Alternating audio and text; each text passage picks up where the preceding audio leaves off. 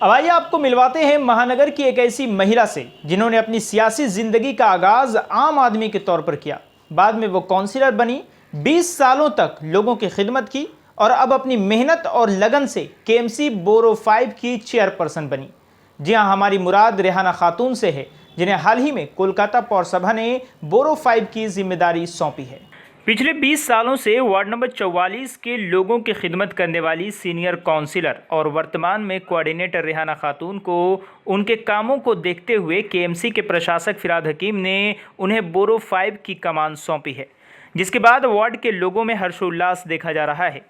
आज इसी खुशी में वार्ड 44 के कई गणमान्य व्यक्तियों ने बोरो 5 पहुंचकर चेयरपर्सन रेहाना खातून के इस नई जिम्मेदारी के मिलने पर मुबारकबाद पेश की और सम्मानित किया। इस मौके पर वार्ड 44 टीएमसी परिवार के कई सदस्य, जिनमें फिरोज़ खान, मोहम्मद मुजम्मिल, नसीम अहमद, यावर हुसैन, गुलाम मुस्तफ़ा सैफ़ी, मोहम्मद मुबारक, करीमुल्ला, खुर्शीद खान, नदीम अहमद, अनवर हुसैन, ज़िशान खान, डॉक्टर इरशाद अहमद और अन्य लोग मौजूद थे। इस मौके पर रेहाना खातून ने कहा कि महिलाओं को हालात का मुकाबला करना चाहिए और महिलाओं को सोचना चाहिए कि वो किसी से कम नहीं है। सिखाया था और ज़माने को रिटर्न देना था खिदमत के शक्ल में। तो हम लोग जब बच्चे थे तो घराना भी वही था, बिल्कुल। एक तो मजहबी घराना था, दूसरा सियासी घराना, दोनों घराना लेकर के ही तरबियत पाई थी। और उसके बाद जब हमारा क़याम हुआ कलकत्ता में, शहर में, तो इसके बाद हम लोग ने सियासी जगह पर कदम रखा, सियासी रास्तों पर काम करने का मौका मिला। फिर यहाँ से लेकर के आप लोगों की दुआओं से, बगैर दुआ का कोई काम आजकल बनता नहीं है, तो सभी का जो ताउन रहा है और जिस जगह पर ला कर के आप लोगों ने हमें ज़िम्मेदारी सौंपी है, इस ज़िम्मेदारी को और भी बेहतर से निभाने की ज़िम्मेदारी मैं महसूस करती हूँ। यही हमारी ज़िम्मेदारी है कि कितनी बेहतर से हम इस ज़िम्मेदारी को निभा पाएँ।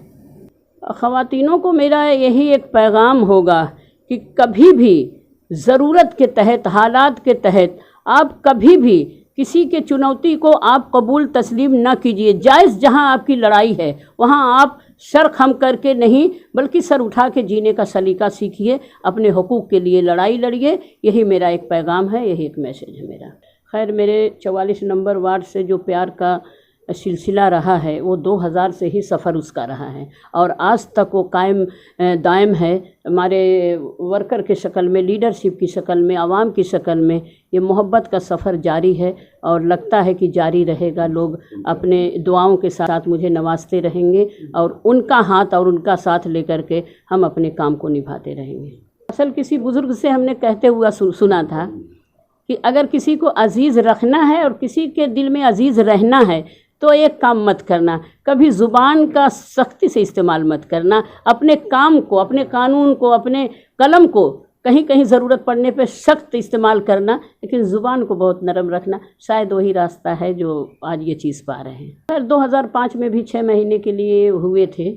उस वक्त भी काम की ज़िम्मेदारी का जो एहसास था और जो कहेंगे कि गाइडलाइन सरकार की तरफ से, पार्टी के लीडरशिप का मिल रहा है, तो कुछ ऐसा फ़र्क महसूस नहीं होता, क्योंकि 24 घंटे भी काम करके हम लोग थकते भी नहीं और ये महसूस ही नहीं होता इतना काम किया और काम करना पड़ेगा, बल्कि काम ही ज़िंदगी है और काम को इबादत का दर्जा हम देते हैं अपने जहन से, अपनी सोच में, और उसके बाद सब कुछ है।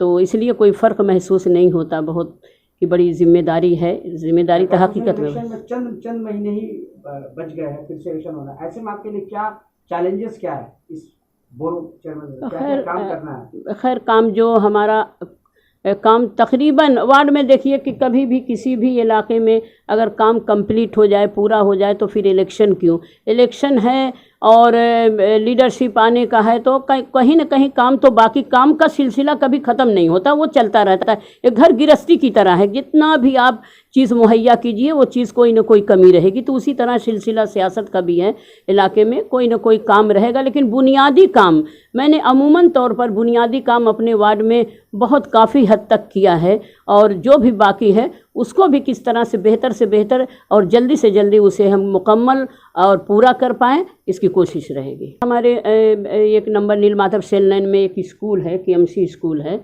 तो उसमें पहले वो 1 तल्ले का था, तो 1 तल्ला उसमें इजाफ़ा किया। 6 या 8 साल हो रहा है, तो उसमें 1 तल्ले का इजाफ़ा किया उसको हम लोग चाह रहे हैं कि सरकार से मिल करके उसे डिमांड करके, कारपोरेशन से डिमांड करके उस स्कूल को जो प्राइमरी की शक्ल में है हायर सेकेंडरी के शक्ल में हम लोग लाएं। इसके लिए अपील करने वाले हैं, करेंगे।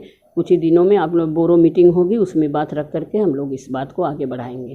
शख्स यकीनन बहुत अनेक दिल के इंसान हैं, जहाँ तक मेरी सोच जाती है, और काम करना चाहते हैं, क्योंकि जिस लीडरशिप के क़यादत में हम लोग बंगाल में रह रहे हैं और इस सियासत में, इस पार्टी में रह रहे हैं, तो उनकी तरबियत का जो तरीक़ा है हम लोग का काम करने का, तो हमारे मेयर साहब जो हैं उनकी क़यादत में हम लोग बेहतर से बेहतर और ज़्यादा काम करने की उम्मीद रखते हैं और करेंगे भी।